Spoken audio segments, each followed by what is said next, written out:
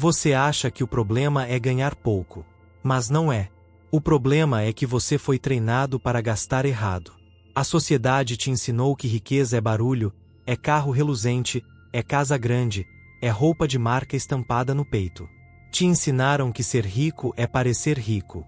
E você caiu nessa armadilha como quase todo mundo. A verdade que ninguém te contou é esta: os verdadeiros ricos não compram admiração. Eles compram silêncio. Compram invisibilidade. Compram a liberdade de não precisar provar nada a ninguém. Enquanto você gasta para ser visto, eles gastam para nunca mais serem incomodados. Essa é a diferença entre alguém que tem dinheiro e alguém que entende dinheiro. E hoje você vai aprender a diferença entre essas duas realidades. Porque o dinheiro que entra na sua conta não é o problema. O que você faz com ele depois que entra é que define se você vai viver aprisionado ou livre. Tópico 1. A armadilha da dopamina, porque mais nunca é suficiente. A dopamina não se importa com quanto você tem. Ela só quer mais. Sempre mais. É um sistema químico perfeito para a sobrevivência, mas catastrófico para a riqueza. Você pode ter 100 mil na conta ou 1 milhão, tanto faz. O número que você acha que vai te satisfazer é quase sempre o dobro do que você tem agora. Esse é o jogo mental que a maioria das pessoas nunca percebe que está jogando. E enquanto não perceber, você nunca vai sair da esteira. Porque a esteira não tem fim. Ela só acelera. Pense nisso por um momento. O que te faria sentir mais satisfeito agora? Ter 100 mil dólares durante um mercado em alta, vendo seu patrimônio crescer a cada mês, ou ter 1 milhão de dólares parado, estável, sem movimento pelos próximos 10 anos? A resposta instintiva da maioria é o mercado em alta. Porque o crescimento é o que gera prazer. Não é o número absoluto. É a sensação de progresso. É a dopamina sendo liberada enquanto você vê as coisas subirem. Por isso você nunca se sente satisfeito. Porque a satisfação não vem de ter. Ela vem de ganhar. E ganhar é um estado temporário. Quando você para de ganhar, a dopamina cai. E você começa a procurar a próxima subida. Esse mecanismo explica por que tantas pessoas ricas continuam obcecadas por mais dinheiro mesmo depois de terem o suficiente para viver bem pelo resto da vida. Não é ganância pura. É biologia. É o cérebro pedindo a próxima dose. E se você não entender isso, vai passar a vida correndo atrás de um fantasma. Porque o suficiente nunca chega. O suficiente é sempre um pouco mais do que você tem agora. Você fica preso em um ciclo onde cada conquista te traz uma felicidade breve, seguida de uma nova insatisfação. E o pior, você começa a acreditar que o problema é o tamanho do seu patrimônio. Que se você tivesse mais, finalmente sentiria paz. Mas não vai. Porque o problema não é o número. É o sistema que está avaliando o número. Agora observe algo interessante. Muitas pessoas acreditam que ficar rico vai resolver seus problemas. E em parte estão certas. O dinheiro pode, sim, melhorar sua vida. Pode trazer conforto, segurança, até felicidade. Mas nós superestimamos brutalmente o que ele pode fazer. Existe uma longa lista de coisas que o dinheiro resolve. E uma lista ainda mais longa de coisas que ele nunca vai resolver. Se você acorda com um vazio dentro de você, é fácil assumir que esse vazio precisa ser preenchido com dinheiro.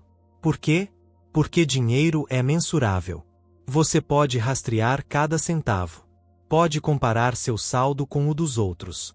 Pode medir progresso de forma concreta. Não existe um placar para ser um cônjuge 10% melhor. Não existe uma métrica objetiva para ser um pai mais presente.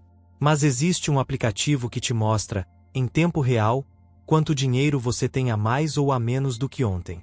E porque é fácil medir, nós supervalorizamos. O dinheiro se torna o substituto para tudo que é difícil de quantificar. Você não sabe se está sendo um bom pai, mas sabe que pode pagar a escola cara dos seus filhos. Você não sabe se seu casamento está saudável, mas sabe que pode pagar jantares caros. Você não sabe se é respeitado de verdade, mas sabe que pode comprar coisas que fazem as pessoas olharem. E assim o dinheiro vira a régua universal, a medida de todas as coisas. E você começa a viver para aumentar o número, acreditando que cada aumento vai te trazer a paz que falta. Mas não traz. Porque a paz não está no número. Está em como você se relaciona com o número. E aqui entra algo que quase ninguém fala. O dinheiro amplifica quem você já é. Se você é uma pessoa ansiosa e insatisfeita, ganhar mais dinheiro só vai amplificar sua ansiedade e insatisfação.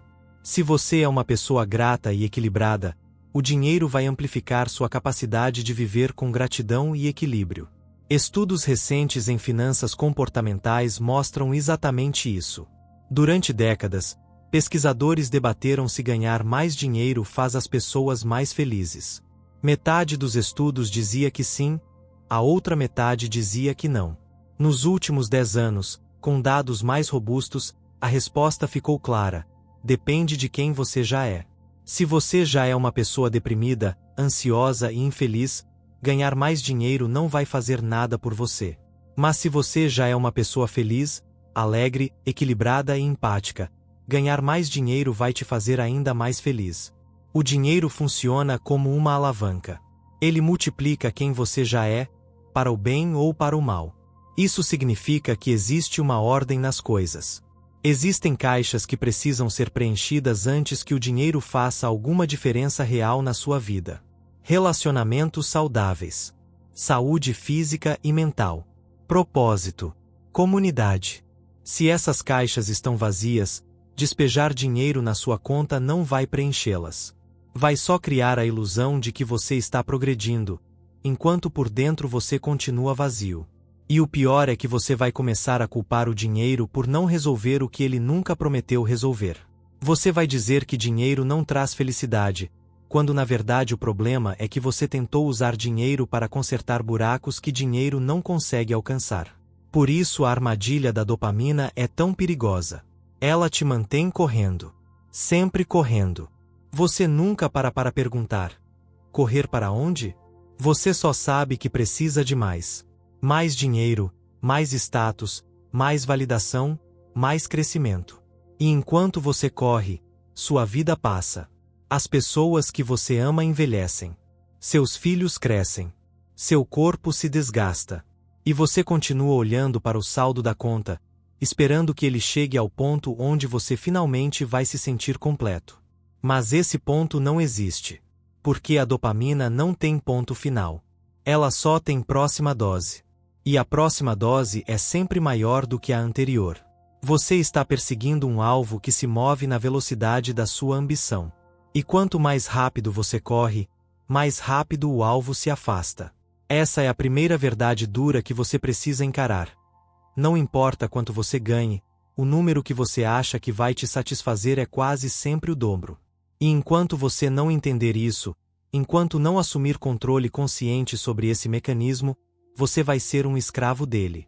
Você vai gastar sua vida inteira perseguindo uma sensação que dura 2 dias. E quando esses 2 dias acabarem, você vai estar de volta à esteira, procurando a próxima conquista, o próximo upgrade, o próximo nível. E vai chamar isso de ambição. Vai chamar isso de crescimento. Mas no fundo, é só dopamina pedindo mais. Tópico 2. O pensamento rico é invisível. Status vs independência. Agora vamos falar sobre algo que pouquíssimas pessoas entendem. A diferença entre status e independência. A maioria das pessoas confunde os dois. Elas acham que status é riqueza. Acham que ser admirado é ser livre. Mas é o oposto. Status é uma prisão. Independência é liberdade. E quase tudo que você compra para parecer rico está na verdade te deixando mais pobre. Porque está roubando o único recurso que realmente importa: sua liberdade de escolha. Vamos começar com uma verdade simples. As pessoas não querem coisas. Elas querem admiração. Querem respeito. Querem ser vistas. Se ninguém pudesse ver sua casa, seu carro, suas roupas, como você escolheria viver? Essa pergunta expõe a diferença brutal entre utilidade e status. A utilidade é o que a coisa faz por você. O status é o que a coisa faz os outros pensarem de você. E a tragédia moderna é que a maioria das pessoas gasta a maior parte do seu dinheiro perseguindo status, não utilidade. Elas compram coisas que não melhoram suas vidas. Compram coisas que servem apenas para sinalizar aos outros que elas chegaram lá. Mas chegaram aonde? A um ponto onde precisam continuar gastando para manter a ilusão. Aqui está o problema central. Você está gastando dinheiro para impressionar pessoas que não estão prestando atenção. Existe uma frase devastadoramente precisa do comediante Jimmy Carr. Ele diz que nos seus 20 anos, a maioria das pessoas se preocupa com o que os outros pensam delas. Nos 30, elas decidem que não se importam mais com o que ninguém pensa. E nos 40, elas finalmente percebem a verdade. Ninguém estava pensando nelas desde o começo. Todo mundo está ocupado demais pensando em si mesmo. Essa é a realidade. Você está encenando um show para uma plateia que não existe. Você dirige um carro caro achando que as pessoas na rua estão te admirando, mas elas estão pensando na própria vida. Você compra uma casa maior achando que seus amigos vão te respeitar mais, mas eles estão ocupados se preocupando com as próprias casas. E mesmo quando as pessoas notam, o que elas sentem não é admiração. É inveja. Elas não estão pensando em você. Estão pensando nelas mesmas tendo o que você tem. Ou pior, estão pensando que você não merece. Que teve sorte. Que é arrogante. Você está gastando seu dinheiro para comprar ressentimento disfarçado de atenção. E chamando isso de sucesso. Mas não é sucesso. É desperdício emocional e financeiro. Você está queimando combustível que poderia te levar para a liberdade só para manter um personagem que ninguém pediu para você interpretar. Warren Buffett disse algo que deveria estar gravado na porta de todo banco. Você mede sucesso na vida pelo número de pessoas que você quer que te amem e que realmente te amam. Não por quantas pessoas te seguem no Instagram. Não por quantas te invejam. Por quantas te amam de verdade. E para mim, essa lista é curtíssima. Minha esposa, meus filhos, meus pais, talvez 2 ou 3 amigos. E nenhuma dessas pessoas se importa com o carro que eu dirijo. Elas se importam se eu sou um bom marido, um bom pai, um bom amigo. O dinheiro pode servir a isso. Pode facilitar tempo juntos, pode reduzir estresse, pode criar segurança. Mas só se eu usar o dinheiro como ferramenta, não como símbolo. Se eu começar a usar dinheiro para comprar respeito, eu perdi o jogo. Porque o respeito real não se compra. Se compra, não é respeito. É teatro. Aqui está uma verdade que muitos bilionários já admitiram publicamente. O dinheiro pode ser uma maldição. Isso soa absurdo para quem está lutando para pagar contas. Mas faz sentido quando você entende a natureza humana. Nós somos programados para competir. Durante milhões de anos, competimos por comida, território, parceiros. Hoje, competimos por metros quadrados e piso de mármore. A competição está no nosso DNA. E sair desse ciclo exige esforço consciente. Exige que você pare no meio da corrida e pergunte: por que estou correndo? Para onde estou indo? E quem vai estar lá quando eu chegar? A maioria das pessoas nunca faz essas perguntas.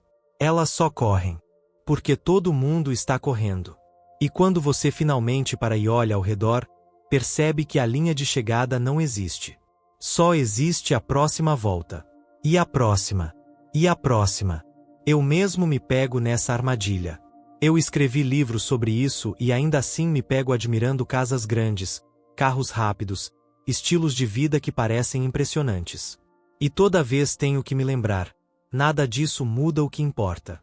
Nada disso muda se eu vou ser um bom pai hoje. Nada disso muda se eu vou dormir tranquilo essa noite. Nada disso muda se as pessoas que eu amo confiam em mim. E quando eu lembro disso, a atração pelo status desaparece. Porque eu percebo que estou sendo manipulado pela minha própria biologia. Estou sendo enganado pelo meu cérebro primitivo que acha que status ainda significa sobrevivência. Mas não significa. Não mais. Hoje, status significa apenas desempenho social. E desempenho social é exaustivo. É caro. E no final, é vazio. Então o que realmente importa? Independência. A capacidade de fazer o que você quer, quando quer, com quem quer, pelo tempo que quiser. Essa é a única coisa que o dinheiro pode comprar e que realmente melhora sua vida de forma duradoura. Eu sempre tratei economia como compra de independência. Quando eu guardava $10, eu não via aquilo como dinheiro parado. Eu via como um ticket de liberdade. $10 que ninguém mais controlava. $10 que não estavam comprometidos com nenhuma dívida, nenhuma obrigação, nenhuma aparência a manter. $10 que eram meus para usar como eu quisesse, se e quando eu precisasse. E a independência funciona em espectro. Não é tudo ou nada. $1000 guardados não te fazem financeiramente livre, mas te fazem mais independente do que 0. 10.000 te fazem mais independente do que 1.100.000 mais do que 10. Cada dólar que você guarda é um pedaço pequeno do seu futuro que agora pertence só a você. Não ao banco. Não ao seu chefe. Não às circunstâncias. A você. E quanto mais pedaços você junta, mais você constrói a capacidade de dizer não. Não ao emprego que te destrói. Não ao relacionamento que te sufoca. Não ao estilo de vida que te aprisiona. Essa é a riqueza real. Não é o carro. É poder recusar o carro sem sentir que você falhou. Mas tem um detalhe crucial aqui: rendimentos decrescentes. Um bilionário não é significativamente mais independente do que alguém com 10 ou 20 milhões. Em termos práticos, ambos podem fazer basicamente o que quiserem. A diferença é marginal. Mas a diferença entre 0 e 100 mil? Gigantesca. Entre 100 mil e 500 mil? Enorme. Entre 500 mil e 2 milhões? Ainda muito significativa.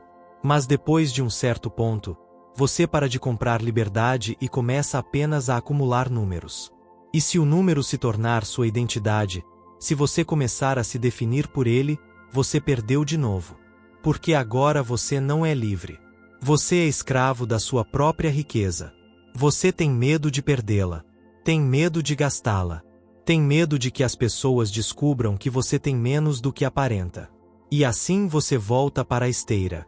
Só que agora a esteira é feita de ouro. Mas continua sendo uma esteira. Por isso eu defendo viver dentro de uma bolha humilde. O conceito é simples. Escolha um estilo de vida onde suas metas financeiras não ultrapassem o teto da sua própria casa. Não se compare com bilionários. Não se compare com celebridades.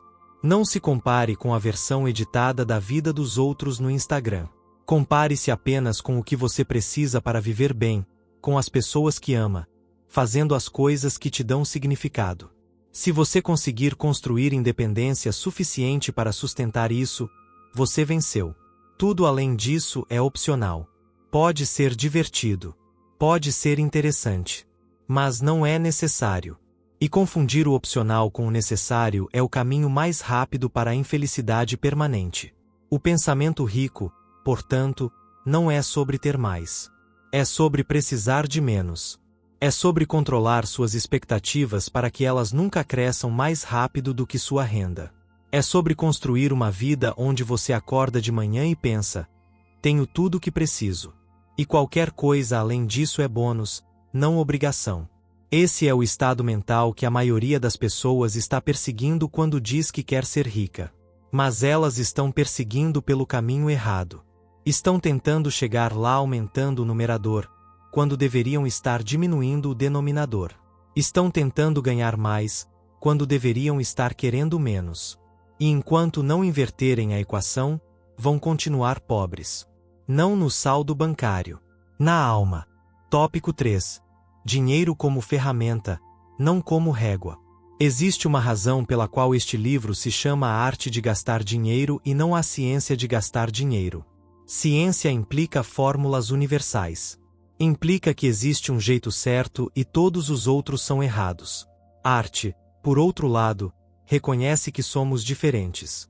Que temos histórias diferentes, cicatrizes diferentes, valores diferentes.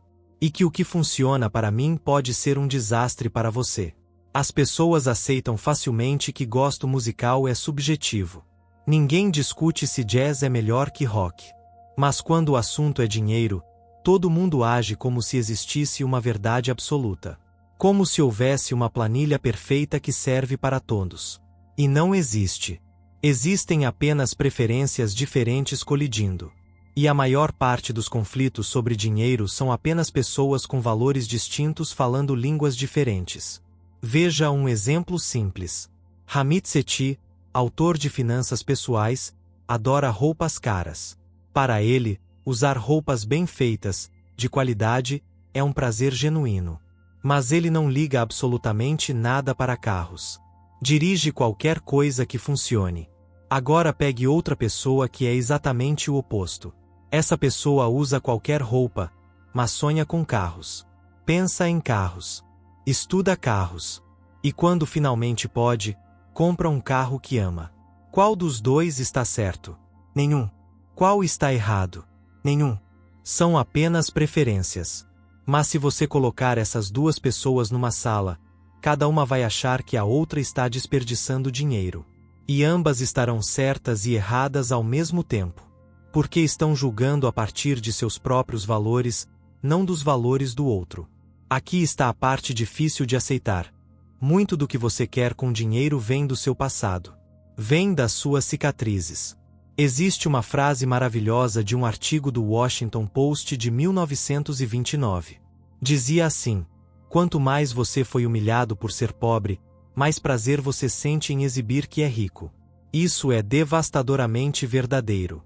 Se você cresceu pobre e foi ridicularizado por isso, se foi excluído, ignorado, diminuído, há uma parte de você que guarda aquela dor. E quando você finalmente tem dinheiro, você não está apenas comprando coisas. Você está comprando vingança simbólica. Está comprando validação retroativa. Está tentando reescrever o passado com dinheiro do presente. E não há planilha no mundo que consiga capturar essa dinâmica. Não há consultor financeiro que possa te dizer se comprar aquele carro caro é racional ou irracional, porque a pergunta real não é sobre o carro. É sobre a criança que você foi e que ainda está dentro de você pedindo para ser vista. Eu conheci um homem que cresceu em extrema pobreza. Tipo de pobreza que você não esquece. Ele se tornou muito bem-sucedido financeiramente. E quando sua filha foi aceita na universidade, ele implorou para que ela escolhesse a mais cara possível. Não pela qualidade do ensino, mas porque, para ele, pagar a mensalidade absurda era um troféu. Era a prova física de que ele tinha vencido. De que tinha superado tudo aquilo. A mensalidade não era um custo. Era um símbolo. Isso é irracional do ponto de vista financeiro? Talvez. É profundamente humano? Absolutamente. E se você tentar convencer esse homem de que ele está tomando uma decisão ruim, você vai falhar. Porque você está falando de matemática e ele está falando de identidade. Você está falando de retorno sobre investimento e ele está falando de cura emocional. Por isso eu não julgo como as pessoas gastam dinheiro. Eu tento entender. E tento expor as armadilhas. Porque existem, sim, padrões de gasto que levam à infelicidade crônica. E um dos maiores é este: gastar para ser admirado por estranhos. As pessoas pensam que querem bens, mas o que realmente querem é respeito. Querem ser notadas. Querem que alguém olhe para elas e pense: essa pessoa venceu. E por isso compram símbolos. Compram coisas que gritam sucesso. Mas aqui está o problema. Se ninguém pudesse ver sua casa, seu carro, suas roupas, suas viagens, como você escolheria viver? Essa pergunta é brutal porque expõe a diferença entre o que você realmente quer e o que você acha que deveria querer. Entre utilidade e performance. Vou te dar um exercício mental. Imagine que você vive sozinho numa ilha. Não tem internet. Não tem vizinhos. Não tem ninguém para ver o que você tem. Nessa ilha, você ainda ia querer o relógio de $50.000. Ainda ia querer o carro esportivo? Ainda ia querer a casa de 10 quartos? Provavelmente não. Porque esses objetos não existem para te servir. Existem para serem vistos. E se não há ninguém para ver, eles perdem completamente o valor. Isso não significa que são inúteis. Significa que o valor deles é social, não pessoal. E não há nada inerentemente errado com valor social. Sinalizar status faz parte da natureza humana. Faz parte de como construímos reputação, como formamos alianças, como navegamos hierarquias.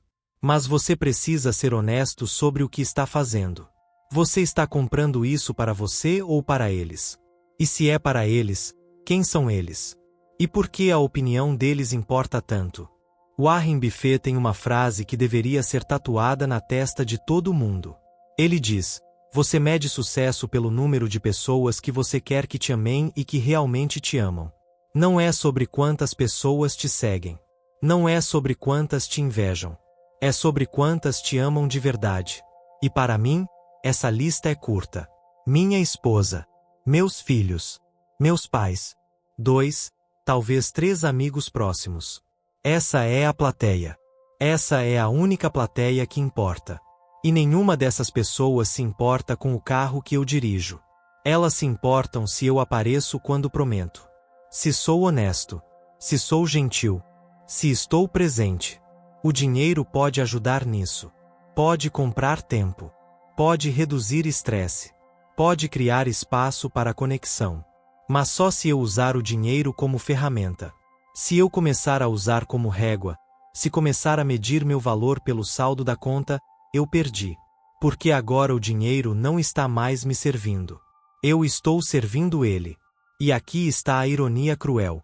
Quando você gasta dinheiro tentando impressionar pessoas, muitas vezes o que você compra não é admiração. É inveja. E inveja não é respeito. É ressentimento disfarçado. As pessoas olham para o seu carro caro e não pensam: que cara incrível. Elas pensam: aposto que ele não merece isso. Ou, aposto que está cheio de dívidas. Ou, deve ser filho de rico. Ou simplesmente: eu também quero um. Elas não estão pensando em você. Estão pensando nelas mesmas. E você está gastando seu dinheiro, seu tempo, sua paz mental, para gerar uma emoção negativa em estranhos que vão esquecer de você em 3 segundos. É uma troca absurda. E no entanto é a troca que a maioria das pessoas faz todos os dias. Então o que você deve fazer? Como escapar disso? Primeiro, você precisa clareza sobre suas preferências reais. Não o que você acha que deveria querer. O que você realmente quer. E a única forma de descobrir isso é experimentando. Você precisa testar. Viajar e ver se isso realmente te traz alegria ou se você está fazendo porque todo mundo faz. Comprar roupas caras e ver se você realmente se sente melhor ou se é só uma sensação de 5 minutos. Jantar em restaurantes sofisticados e perceber se a comida é realmente melhor ou se você está pagando pela decoração e pela foto. Essa é a única forma de aprender. Gastar de forma consciente, observando o retorno emocional real, não o retorno imaginado. E sendo brutalmente honesto com você mesmo sobre o que te trouxe alegria e o que te trouxe apenas a ilusão temporária de impressionar alguém. E tem outra coisa. Você precisa aceitar que algumas das suas preferências vêm de lugares emocionalmente complicados. Vêm de traumas. Vêm de inseguranças. E tudo bem. Você não precisa se envergonhar disso. Mas precisa saber. Porque se você não sabe, vai gastar a vida inteira tentando curar feridas antigas com compras novas. E não funciona. Se você foi pobre e ridicularizado, comprar um carro de luxo não vai mudar o passado. Pode te dar um alívio momentâneo. Pode te dar uma sensação de vitória. Mas a ferida continua lá. E daqui a 6 meses, quando o carro não é mais novidade, a ferida volta.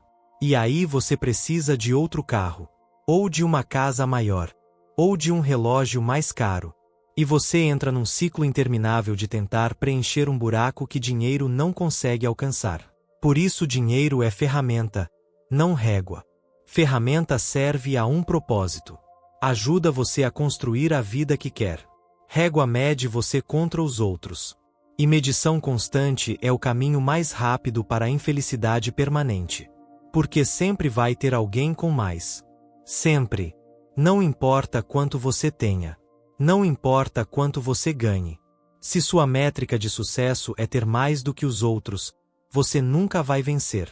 Porque a linha de chegada se move. Hoje você compara com seu vizinho. Amanhã você compara com seu chefe. Depois com pessoas na internet. Depois com bilionários. E de repente você tem 5 milhões no banco e se sente pobre porque alguém tem 50. Isso é insanidade. Mas é a insanidade em que a maioria das pessoas vive. E chamam isso de ambição. Chamam isso de sucesso. Mas não é.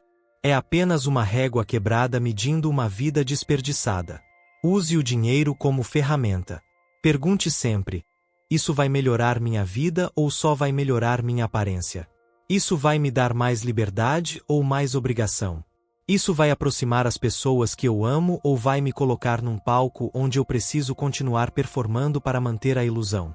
Essas perguntas mudam tudo. Porque forçam honestidade. Forçam você a olhar além do desejo superficial e enxergar o que você realmente está tentando comprar. E na maioria das vezes, o que você está tentando comprar não está à venda. Não pode ser embrulhado. Não tem etiqueta de preço. E continuar procurando nas lojas só vai te deixar mais vazio. Tópico 4. A fórmula mais simples para uma vida rica. Eu evito fórmulas. Porque fórmulas implicam universalidade. Implicam que uma equação serve para todos. E como eu já disse, isso não existe quando falamos de dinheiro e vida. Mas se você me forçar a destilar tudo o que aprendi sobre riqueza real numa única sentença, seria esta: independência mais propósito é igual a contentamento. Essa é a fórmula. E se você tiver esses dois elementos em equilíbrio, você tem tudo o que importa. Se faltar um deles, não importa quanto dinheiro você tenha, você vai ser pobre de alguma forma essencial. Vamos começar com independência. Independência é a habilidade de fazer o que você quer, quando quer, com quem quer, pelo tempo que quiser. É o recurso mais valioso que existe. Mais valioso que dinheiro, porque dinheiro sem independência é apenas outro tipo de prisão. Você pode ter milhões e ainda assim ser escravo. Escravo de um emprego que odeia porque precisa manter o padrão de vida. Escravo de uma imagem que precisa sustentar porque construiu uma identidade em torno dela. Escravo das expectativas dos outros porque você vendeu sua liberdade em troca de aprovação. Dinheiro não te liberta automaticamente. Só liberta se você usar o dinheiro para comprar liberdade de escolha. E muita gente faz o oposto. Usa o dinheiro para comprar obrigações. Cada dólar que você guarda é um pedaço pequeno do seu futuro que agora pertence a você. Não ao banco. Não ao seu chefe. Não ao governo. A você. E quanto mais pedaços você junta, mais você constrói a capacidade de dizer não. Não ao emprego que te destrói. Não ao cliente que te desrespeita. Não ao investimento arriscado que te tira o sono. Não à mudança de cidade que te afasta de quem você ama. Essa capacidade de dizer não é a essência da independência. E ela não vem de ganhar muito. Vem de precisar pouco e guardar a diferença. Vem de viver abaixo do seu teto. Vem de construir, mês após mês, uma margem entre o que entra e o que sai. E essa margem não é apenas financeira. É emocional. É psicológica. É a diferença entre dormir tranquilo e acordar às 3 da manhã preocupado. Eu sempre enxerguei poupança como compra de independência. Quando eu guardava 10 dólares, eu não estava sacrificando prazer presente por segurança futura. Eu estava comprando um ticket de liberdade. 10 dólares que ninguém poderia me tirar. 10 dólares que não estavam comprometidos com prestação, com conta, com aparência. 10 dólares que eram meus para usar se e quando eu decidisse. E essa sensação de controle, de autonomia, é mais valiosa do que qualquer coisa que eu pudesse comprar com esses 10 dólares. Porque controle é raro. Controle é precioso. E controle sobre o próprio tempo é o luxo supremo. E a independência funciona em espectro. Não é binário. Não é 0 ou 100. É gradual. 1.000 dólares guardados não te fazem financeiramente independente no sentido tradicional.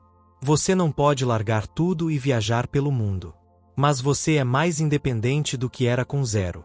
Porque agora você tem opções. Opções pequenas, mas reais. Você pode recusar uma hora extra. Pode esperar por uma promoção melhor em vez de aceitar a primeira que aparece. Pode consertar o carro sem entrar em pânico. Cada dólar adicional expande seu campo de possibilidades. 10 mil te dão ainda mais opções. 50 mil mais ainda. 100 mil começam a mudar fundamentalmente o jogo. Porque agora você tem colchão. Tem margem para respirar. Tem capacidade de absorver choques sem entrar em colapso. Mas atenção! Rendimentos decrescentes se aplicam. A diferença entre 0 e 100 mil dólares é gigantesca. Muda sua vida. A diferença entre 100 mil e 500 mil ainda é enorme. Entre 500 mil e 2 milhões, muito significativa. Mas entre 10 milhões e 50 milhões? Honestamente, em termos de independência prática, não muda quase nada. Ambos podem fazer basicamente o que querem. Ambos têm liberdade total de escolha. A diferença é mais números numa tela do que liberdade real. E se você passar desse ponto e continuar obcecado por acumular, você parou de comprar independência e começou a colecionar pontos num jogo que não tem prêmio final. E pior, se o número se tornar sua identidade, você perdeu de novo. Porque agora você não é livre. Você é prisioneiro do próprio patrimônio. Tem medo de perdê-lo. Tem medo de que as pessoas descubram que você tem menos do que aparenta. Tem medo de gastar porque isso reduz o número que define quem você é. E isso não é liberdade. É apenas uma prisão mais cara. Por isso eu defendo a bolha humilde. É um conceito simples mas poderoso. Escolha viver num contexto onde suas metas financeiras cabem confortavelmente dentro do que é possível sem se destruir. Não se compare com bilionários. Não se compare com estrelas de cinema. Não se compare com a versão editada e filtrada da vida das pessoas no Instagram. Compare-se com suas próprias necessidades reais. Com o que você precisa para viver bem, com as pessoas que ama, fazendo as coisas que te dão significado. Se você conseguir independência suficiente para sustentar isso, você venceu o jogo. Tudo além é bônus. Pode ser divertido. Pode ser interessante. Mas não é necessário.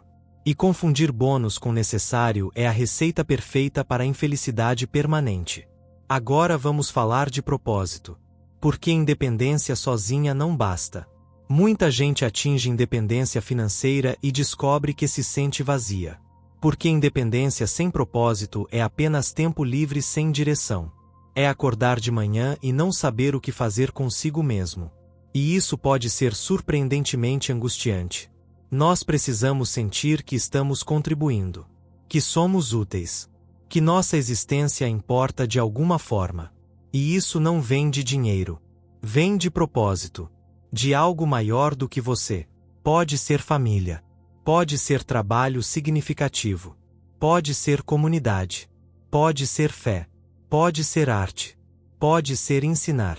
Pode ser qualquer coisa, desde que te tire do centro da própria história e te coloque em algo que vale a pena. Eu vejo isso claramente no meu próprio caso. Para mim, o propósito está dividido em duas partes. Primeiro, minha família. No momento em que me tornei pai, algo mudou irreversivelmente dentro de mim. De repente, eu não importava mais. Só eles importavam. E isso não é sacrifício. É alívio. Porque agora eu sei para que existo. Sei por que acordo. Sei por que trabalho.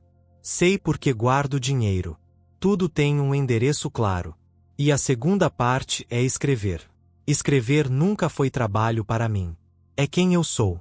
É como penso. É como processo o mundo. E poder fazer isso, poder explorar ideias, compartilhar o que aprendo, tentar ajudar outras pessoas a enxergarem o que eu enxergo, isso me dá sentido. Isso me mantém acordado à noite não por ansiedade, mas por empolgação. E quando você tem isso, quando você tem algo que te move, o dinheiro se torna coadjuvante. Importante, mas coadjuvante. Você usa dinheiro para sustentar o propósito, não o contrário. E aqui está a parte interessante. Você pode ver claramente quando alguém tem propósito e quando não tem. É palpável. A pessoa com propósito tem energia, tem clareza, tem paz, mesmo quando está cansada. A pessoa sem propósito pode ter todo o dinheiro do mundo e ainda assim parece perdida. Parece que está apenas ocupando espaço. Apenas matando tempo até morrer. E não há quantidade de compras, de viagens, de experiências que preencha esse vazio. Porque o vazio não é material. É existencial. E não se cura com dinheiro. Cura-se encontrando algo pelo que vale a pena viver. Então a fórmula é essa: independência mais propósito. Você precisa dos dois. Independência sem propósito te deixa à deriva. Propósito sem independência te deixa preso. Mas quando você tem os dois, quando você tem liberdade de escolha e sabe o que fazer com essa liberdade, aí você tem algo raro. Você tem contentamento. Não felicidade constante. Isso não existe. Mas contentamento. A sensação profunda de que sua vida faz sentido. De que você está onde deveria estar. Fazendo o que deveria fazer. Com quem deveria estar. E que, no final, quando você olhar para trás, não vai se arrepender. Vai apenas sentir gratidão por ter vivido do jeito que viveu. Tópico 5. O paradoxo do gasto consciente. Agora chegamos a um território delicado. Porque até aqui falamos sobre poupar, sobre independência, sobre não gastar para impressionar. Mas existe outro lado dessa moeda. Existe o risco de nunca gastar. De acumular por acumular. De chegar ao fim da vida com uma conta bancária cheia e uma lista interminável de arrependimentos. E esse risco é mais real do que a maioria das pessoas imagina. Especialmente para quem aprendeu a poupar bem. Porque poupar pode se tornar identidade. E quando se torna identidade, você fica preso de outra forma. Você não gasta porque gastar parece uma traição a quem você é. E isso pode te roubar experiências que o dinheiro nunca vai poder comprar de volta. Existe uma história que me marcou profundamente. Quando eu era adolescente, trabalhei numa estação de esqui em Lake Tahoe. Tinha um colega de trabalho, alguns anos mais velho que eu, talvez 25 anos. E esse cara tinha $25.000 em dívida de cartão de crédito. Tudo de viagens de esqui. Ele tinha viajado pelo mundo esquiando. Alpes, Japão, Chile, todos os lugares que um esquiador sonha conhecer. E colocou tudo no cartão. Eu fui criado por pais extremamente avessos a dívidas. Para eles, e consequentemente para mim naquela época, dívida era pecado mortal. Então eu dava em cima desse cara quase todo dia. Falava que ele era irresponsável. Que era idiota. Que estava arruinando o próprio futuro. E ele apenas sorria e continuava vivendo. Alguns anos depois, ele morreu num acidente de esqui. Tinha por volta de 30 anos. E quando soube da notícia, meu primeiro pensamento foi devastador. Eu pensei, que bom que ele fez aquelas viagens. Que bom que ele não esperou. Que bom que ele não ouviu gente como eu dizendo para ele ser responsável e poupar. Porque se tivesse ouvido, teria morrido sem ter vivido as coisas que mais amava. E eu me senti horrível. Me senti um idiota por ter julgado. Porque no final, ele estava certo. Não de forma financeiramente prudente, mas de forma humanamente verdadeira. Ele sabia o que amava e foi atrás. E teve sorte de ter feito isso, porque o tempo acabou antes do esperado. Agora, eu não estou dizendo que você deve se endividar. Não estou dizendo que você deve viver apenas para hoje e ignorar o amanhã. Mas estou dizendo que existe um equilíbrio. E que esse equilíbrio não está numa planilha. Está na sua relação com mortalidade. Está na sua resposta honesta para uma pergunta difícil. Do que você vai se arrepender no leito de morte? Porque essa é a única métrica de risco que realmente importa. Você não vai se arrepender de ter poupado demais ou de ter poupado de menos. Você vai se arrepender de ter vivido de menos. De não ter feito as coisas que importavam enquanto você tinha saúde, tempo e as pessoas certas ao seu lado. Existe uma pesquisa poderosa feita por um gerontologista chamado Carl Pilemer. Ele entrevistou 1.000 americanos idosos, a maioria entre 90 e 100 anos de idade.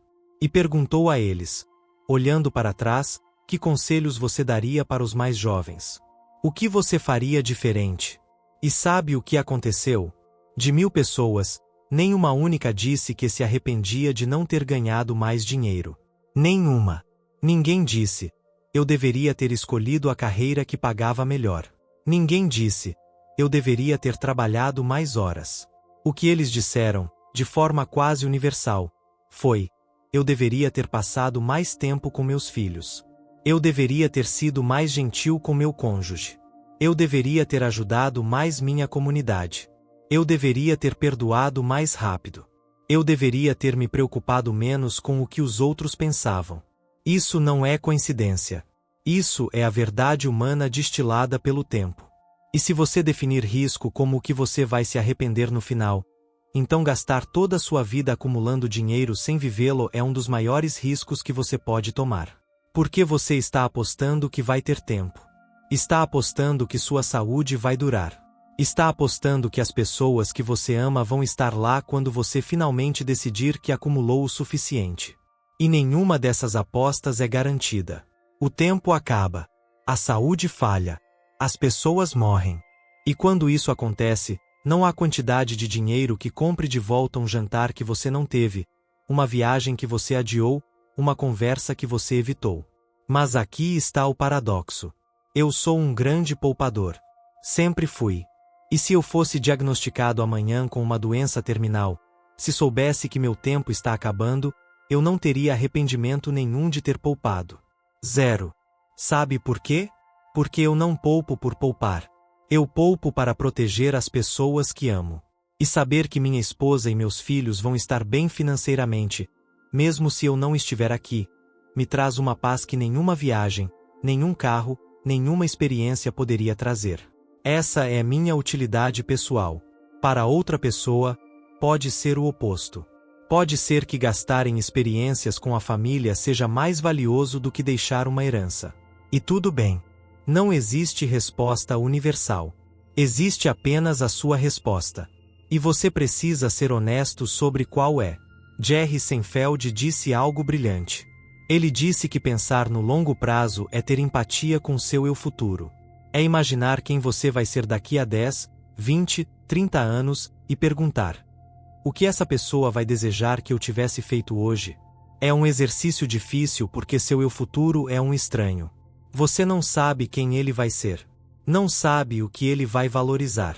Mas tentar imaginar, tentar ter essa conversa mental, é incrivelmente valioso. Porque te força a sair do presente imediato e pensar em consequências reais. Te força a balancear prazer de agora com arrependimento de depois. E esse equilíbrio muda com a idade. Quando você é jovem, o arrependimento mais provável é não ter arriscado, não ter viajado, não ter tentado. Quando você é mais velho, o arrependimento mais provável é não ter protegido as pessoas que ama, não ter sido prudente. Sua identidade precisa ter flexibilidade para mudar de modo. Do modo super poupador para o modo experiência buscador. Do modo ascético para o modo generoso. Se você se apegar demais a uma identidade fixa, você vai continuar agindo como poupador aos 70 anos, mesmo quando já não faz mais sentido. Vai morrer com dinheiro que poderia ter usado para criar memórias. E isso é uma forma de desperdício tão grande quanto qualquer outra. Agora vamos falar de algo prático. A maioria das pessoas se perde em problemas de $3 enquanto ignora problemas de 30 mil. Elas cortam o café da manhã para economizar $5 por dia, mas não pensam duas vezes antes de comprar uma casa maior do que precisam. Elas pechinham na feira, mas assinam serviços de streaming que nunca usam. Elas se orgulham de achar promoções, mas dirigem carros que custam metade do seu salário anual. Isso não é gestão financeira. É teatro. É a ilusão de controle enquanto as decisões reais passam despercebidas. As 5 grandes categorias que realmente pesam no orçamento da maioria das pessoas são: moradia, transporte, educação, saúde e filhos. Tudo o resto é detalhe. Você pode cortar café, restaurante, roupas, viagens pequenas, e no final do ano terá economizado alguns milhares. Mas se você escolher uma casa que custa 200 mil a mais do que precisa, isso vai te custar mais ao longo da vida do que todas as outras economias somadas. Se você comprar um carro que custa 40 mil quando um de 20 mil serviria perfeitamente, você acabou de jogar fora anos de lattes. Então pare de se martirizar com as pequenas coisas. Concentre sua atenção nas grandes decisões. Porque são elas que constroem ou destroem seu futuro financeiro. E dentro do que sobra, dentro da margem, experimente. Gaste testando. Essa é a única forma de descobrir o que realmente te traz utilidade. Não o que você acha que deveria gostar. O que você realmente gosta. Algumas pessoas descobrem que viagens trazem alegria imensa. Outras descobrem que preferem ficar em casa. Algumas descobrem que roupas boas fazem diferença real na autoestima. Outras descobrem que tanto faz. Não há como saber sem tentar. E tentar significa gastar. Mas gastar conscientemente. Gastar observando. Gastar perguntando a si mesmo depois: valeu a pena? Isso melhorou minha vida de forma mensurável? Ou foi só um impulso que passou? Eu e minha esposa fazemos isso. Gastamos mais hoje do que gastávamos há 10 anos. Não porque ficamos menos disciplinados, mas porque aprendemos o que funciona para nós. Aprendemos que certos tipos de experiência valem cada centavo. E aprendemos que outros tipos de gasto não trazem retorno nenhum. Então cortamos esses. E investimos mais nos que funcionam.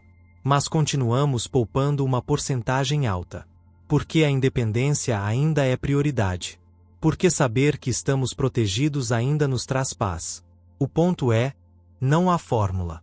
Há experimentação. Há honestidade. Há ajuste constante. E há a recusa de julgar os outros pelos critérios que funcionam para você. Então o paradoxo do gasto consciente é este. Você precisa poupar para ter liberdade. Mas precisa gastar para viver. E o equilíbrio entre os dois não está numa planilha. Está na sua alma. Está nas suas respostas honestas para perguntas que ninguém mais pode responder por você. O que você vai se arrepender? O que realmente importa? Quem você quer ser no final? E a única forma de descobrir é vivendo. Tentando. Errando. Ajustando. E sendo corajoso o suficiente para admitir quando você estava errado. Quando estava poupando pelos motivos errados. Ou gastando pelos motivos errados. Porque ambos os erros são possíveis. E ambos são caros. Um custa dinheiro. O outro custa vida. E no final, a vida é o ativo mais escasso de todos. Conclusão e CTA prático. Então vamos resumir tudo isso numa verdade simples. Existem duas formas de usar dinheiro: como ferramenta ou como régua. Ferramenta serve para construir a vida que você quer, para criar liberdade, para proteger quem você ama, para reduzir sofrimento, para ampliar possibilidades. Régua serve para medir você contra os outros, para provar valor, para comprar aprovação, para sinalizar status. A sociedade inteira está programada para te empurrar em direção à régua. Cada anúncio, cada post, cada conversa casual sobre quem comprou o quê. Tudo empurra você para a comparação constante. E comparação é veneno. Porque sempre vai ter alguém com mais. Sempre. E se seu objetivo é ter mais do que os outros, você vai morrer insatisfeito. Garantido. Mas se você escolher a ferramenta, se você decidir usar dinheiro para construir liberdade real, tudo muda. Você para de se comparar.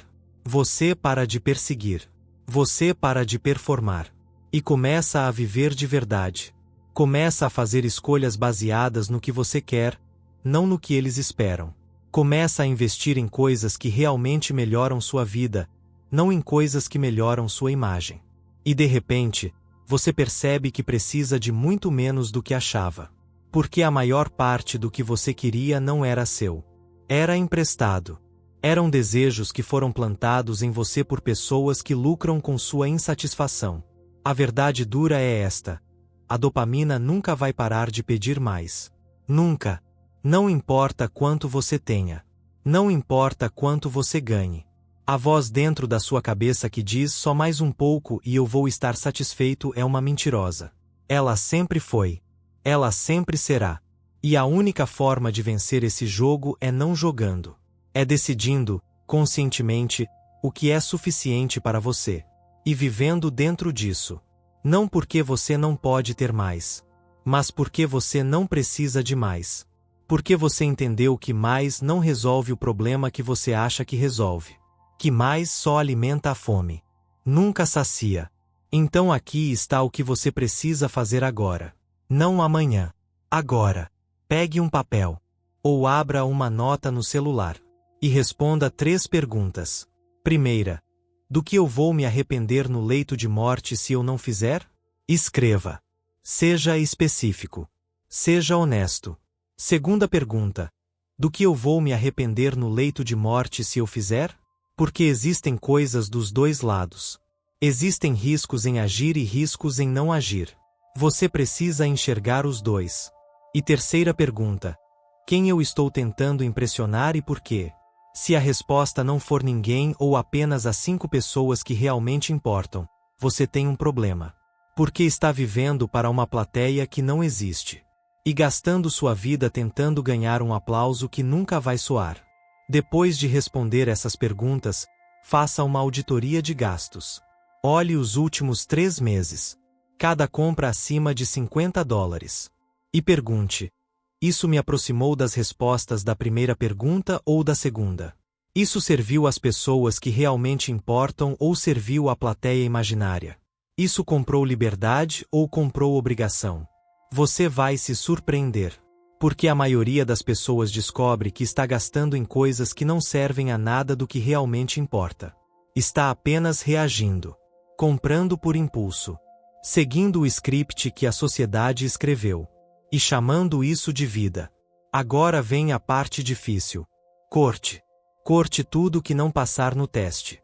Tudo que não servir à sua resposta da primeira pergunta. Tudo que for para impressionar, para performar, para sinalizar. Corte sem dó. Porque cada real que você gasta em bobagem é um real a menos para a liberdade. É um pedaço do seu futuro que você está trocando por validação de 5 minutos. E validação não se acumula. Não compõe. Não te protege. Só evapora. E te deixa precisando de mais. Sempre mais. E com o dinheiro que sobrar, com a margem que você criar, faça 2 coisas. Primeiro, construa independência. Guarde. Invista. Não para ficar rico, mas para ficar livre. Para poder dizer não. Para poder escolher.